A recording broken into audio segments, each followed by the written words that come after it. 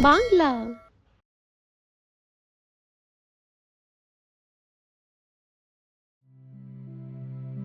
বিন্দুপুর নামের গ্রামে ছায়া তার স্বামী আর বাচ্চাদের সাথে থাকত। ছায়ার স্বামী 1 নম্বরে আলসী মদারুয়ার বেকারি ছিল, তাই তার টাকা কামানোর জন্য কোনো ইচ্ছে করত না। যদি কারোর স্বামী কাজ না করে, টাকা না কামাই করে, তাহলে তো তার উপরে বাড়ির সম্পূর্ণ ভার এসে যায়। তাই ছায়া নিজের ঘর চালানোর জন্য সে অনেক বছর ধরে বিরিয়ানির দোকান লাগাইতো। কিন্তু অনেক দিন ধরে ছায়ার বিরিয়ানির দোকান খুব একটা ভালো চলছিল না। সকাল থেকে বসে আছি, কিন্তু দোকানে একটাও গ্রাহক আসছে না। আর এবার তো আমি বিরিয়ানির দাম অনেকটা কমিয়ে দিয়েছি, তাও বিরিয়ানি বিক্রি হচ্ছে না। ছায়া নিজের সঙ্গে কথা বলতেছিল, তখনই ওখানে একটি মহিলা আসে আর সে ছায়ার দোকানে এসে বিরিয়ানি কেনে। গো বৌদি, 2 প্লেট বিরিয়ানি প্যাক করে দাও। আজ আমি রান্না করি নাই, সবাই বলল আজ বিরিয়ানি খাবো বলে। এখনই তো প্যাক করে দিচ্ছি। শোনা বৌদি, একটা কথা বলবো, খারাপ তো পাবা না তুমি? এখানে আশেপাশে যতগুলো বিরিয়ানির দোকানদাররা আছে তারা খুব বেশি দাম লাগিয়ে বিক্রি করে, আর তুমি কেন সস্তা বিক্রি করছো বলো? কেন কি আমি গরিবই দেখেছি। গরিবদের জন্য 10 টাকার খাওয়া জোটানো অনেক মুশকিল। আর দেখতেছো না, এখানে তো 30 টাকা প্লেট বিরিয়ানি আছে। ছায়া ওই বউটার জন্যে বিরিয়ানি প্যাক করা শুরু করে। তখনই ওখানে একটা বুড়ি দিদা আসে। আরে খুব জোরে খিদা পেয়েছে মা, খাওয়ার জন্য আমার কাছে টাকাও নেই, তুমি আমায় কিছু খেতে দিতে পারবা? দিদা, আমার দোকানে শুধু বিরিয়ানি পাওয়া যায়, আর যদি তুমি, তো আমি খাওয়াবো। তোমার অনেক অনেক ধন্যবাদ। সকাল থেকে খালি পেটে আমি এদিক সেদিক ঘুরতেছিলাম। তুমি বসো, আমি বিরিয়ানি দিয়ে তোমার জন্য বিরিয়ানি প্লেট বের করতেছি। ছায়া সব কাজ শেষ করে এবার সেই বউটার জন্য বিরিয়ানি বের করে আর পলিথিনে প্যাক করে দেয়।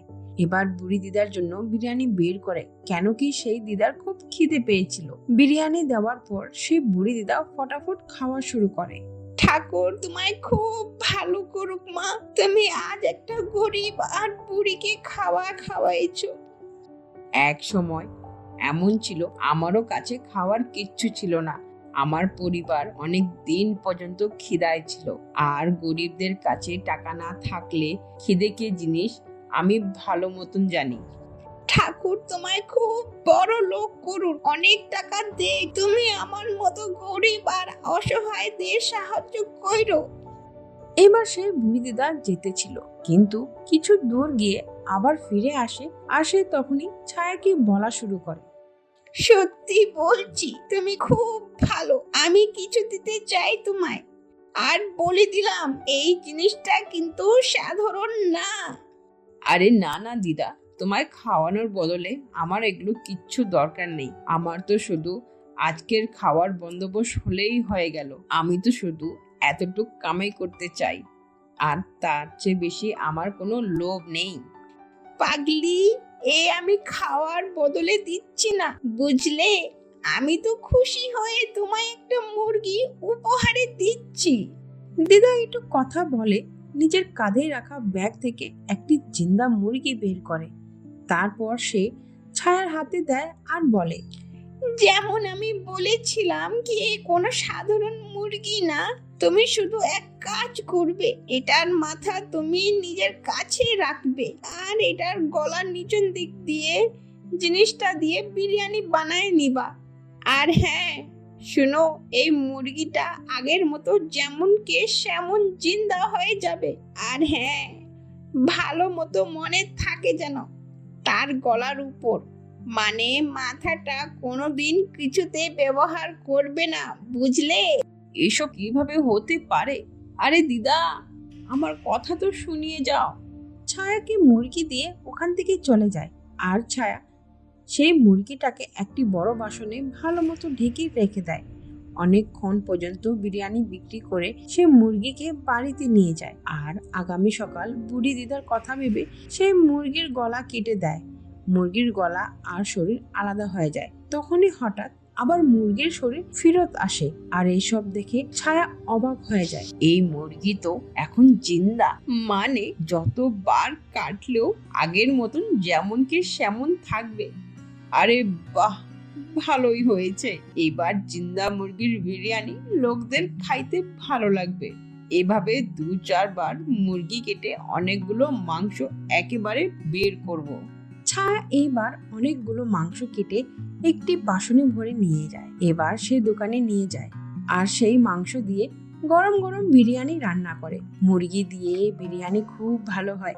এবার ছায়া বিরিয়ানির দাম আরো কম করে দেয়, 20 টাকা প্লেট বিরিয়ানি নাম দিয়ে। এবার ছায়ার দোকানে ভীষণ ভিড় হওয়া শুরু হয়ে যায়। কি গো, কি ব্যাপার? আজকাল মুরগির দাম কত বেড়ে আসছে, আর তুমি তোমার বিরিয়ানির দাম কমিয়ে দিচ্ছ কেন?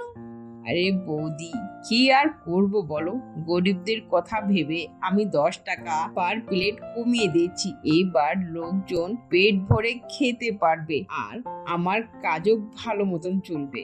কয়েকদিন পর ছায়ার দোকান খুব ভালো মতো চলা শুরু হয়ে যায়। তাই সে দোকানে দুটো কারিগর রেখে নেয় আর সে দোকানের টাকা লেনদেন সামলে নেয়। আরে মালকিন, আজ তো দোকানে বিরিয়ানি শেষ হয়ে গেছে, এবার আপনি বলেন কি করব? আচ্ছা ঠিক আছে, আমি এখনই 2-4 কেজি মাংস কিনে আনছি, তারপর তোমরা বিরিয়ানি বানিয়ে নিও। ঠিক আছে মালকিন, যেমন আপনার ইচ্ছা। না হলে আমি নিয়ে আসবো। কি আপনি কেন আসা যাওয়া করে বিরক্ত হবেন? না না, আমি নিজেই চলে যাব, তার আবার হিসাব দেখতে হবে। তুই কিছু বুঝতে পারবি না। এবার তুই শুধু দোকানের খরিদ্দারকে সামলা, এই কাজ তোদের দুজনের অনেক। ছায়া কিছুক্ষণ পর বাড়ির থেকে অনেকগুলো মাংস নিয়ে আসে। তারপর ছায়ার কারিগররা বিরিয়ানি বানাতে শুরু করে। কিন্তু দিনকর বুঝতে পারে না এতগুলো মাংস ফটাফট তার মালকিন কোথায় থেকে আনলো। আর তখনই সে অন্য কারিগরকে বলে, আরে ভাই, তোকে কিছু গোলমাল লাগছে না? দেখলি মালকিন গেল আর তাই তুই মুরগি নিয়ে আসতো, তাও অনেকগুলো। আর আমি যখন জিজ্ঞাসা করি কি এত মুরগি কোথায় থেকে নিয়ে আসলে, তখন সে আর কিছু বলে না। দিনকর অনেক দিন ধরে তার মালকিনের উপরে সন্দেহ করতেছিল কি এতগুলো মাংস কোথায় থেকে আনছে। মালকিন এতগুলো মাংস কোথায় থেকে আনছে এই ব্যাপারে খুব তাড়াতাড়ি জানতে হবে, আর আমি খুব তাড়াতাড়ি জেনে ছাড়বো। তোদের মন ধ্যান কোথায় আছে? কত খরিদ্দাররা দাঁড়িয়ে আছে আর তোরা দুজন কথা বলে যাচ্ছিস। ফটাফট হাত চালাইতে পারিস না নাকি? হ্যাঁ মালকিন, আমি দেখছি বিরিয়ানিতে কত নুন আর মশলা দিতে হবে। এভাবে দিন কাটতে থাকে আর ছায়ার বিরিয়ানির দোকান তো এবার খুব কামাই করছিল। কিন্তু একদিন খরিদ্দারদের অনেক ভিড় লেগেছিল আর তখনই বিরিয়ানি শেষ হয়ে যায়। তখনই ছায়া দিনকরকে বলে, আরে আবার বিরিয়ানি শেষ হয়ে গেল আর খরিদ্দারদের লাইন লেগে আছে। দিনকর, একটা কাজ কর, তুই আমার বাড়ির থেকে মাংস নিয়ে আয়, কিন্তু মুরগিকে কেটে আনবি। তুই তো জানিস আমার উঠানে একটা মুরগি ঘুরতে থাকে, তুই তাকে কেটে নিয়ে আয়। ঠিক আছে মালকিন, আমি হুট করে যাব আর আসবো।